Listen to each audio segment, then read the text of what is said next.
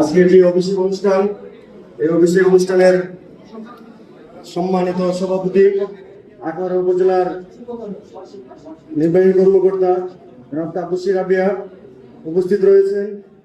প্রধান অতিথি হিসেবে ব্রাহ্মণবাড়িয়া জেলার পরিচিত মুখ, যিনি সাবেক উপজেলা চেয়ারম্যান ছিলেন এবং ব্রাহ্মণবাড়িয়া জেলা বিএনপির সফল সাধারণ সম্পাদক ছিলেন, বর্তমান মুক্তিযোদ্ধা কমান্ডের ব্রাহ্মণবাড়িয়া জেলার আহ্বায়ক হাজী ইমরান রেজা উপস্থিত রয়েছেন।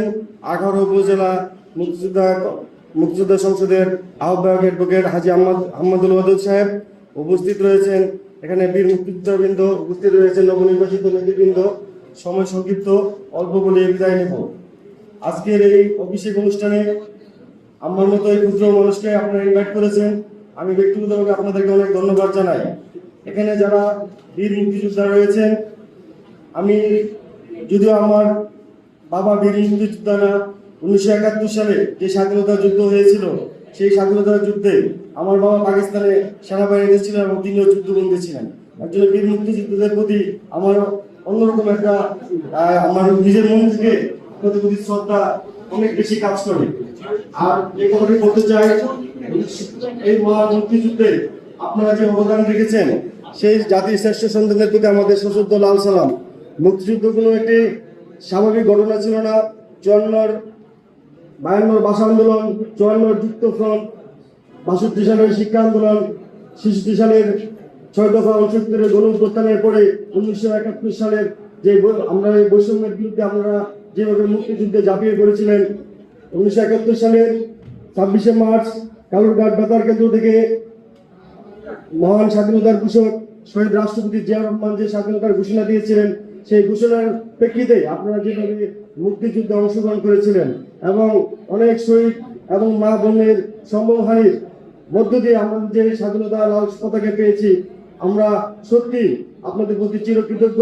এবং আপনারা যেভাবে 71 সালে মুক্তিযুদ্ধে অংশগ্রহণ করে এই জাতিকে পরাধীনতার শৃঙ্খল থেকে মুক্ত করেছেন, তেমনি ভাবে আগামীতে আপনারা দেশ গড়ার ক্ষেত্রে মুক্তিযোদ্ধারা এবং আমাদের বর্তমান সরকারকে সহযোগিতা করবেন।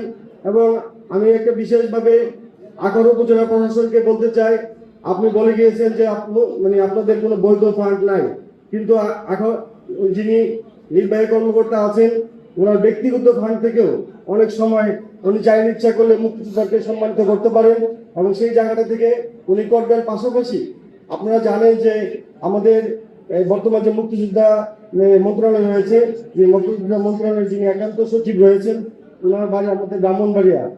এই কথাটা হয়তো আপনারা অনেকে জানেন না, আপনাদেরকে বেশি অবগত করলাম। তো আপনাদের মুক্তিযোদ্ধা সংসদের যে দাবি দেওয়া আছে, আমাদের এই মুক্তিযোদ্ধা মন্ত্রণালয় বরাবর এবং মুক্তিযোদ্ধা যিনি একান্ত সচিব রয়েছেন আমাদের ব্রাহ্মণবাড়িয়ার সন্তান, আপনারা ওখানে আপনারা আবেদন করলে আপনাদের যে দাবি দেওয়া ওনারা সহযোগিতা পাবেন। এবং আমাদের এই এলাকায় যিনি রয়েছেন, আমাদের প্রধানমন্ত্রীর একান্ত সচিব রয়েছেন আব্দুর রহমান সানি, আপনাদের মুক্তিযুদ্ধের জন্য যত আছে সহযোগিতা আছে ইনশাল্লাহ ওনারা করবেন। পাশাপাশি আপনাদের ব্যক্তিগতভাবে যদি কোনো বিষয় থাকে, সেই বিষয় নিয়ে মুক্তিযোদ্ধা মন্ত্রণালয়ে আপনারা আবেদন করবেন। আমাদের দলের পক্ষ থেকে যতটুকু সহযোগিতা করা দরকার আপনাদেরকে আমরা সহযোগিতা করব। পাশাপাশি আপনাদের সকলের সুস্বাস্থ্য কামনা করে আমি আমার সংক্ষিপ্ত বক্তব্য এখানে শেষ করছি। আসসালামু আলাইকুম রহমতুল্লাহ। ধন্যবাদ মাসুম ভাইয়া। এ পর্যায়ে সংক্ষিপ্ত বক্তব্য নিয়ে আছেন শাহাদাত হোসেন লিটন, সভাপতি প্রেস ক্লাব আখাউড়া।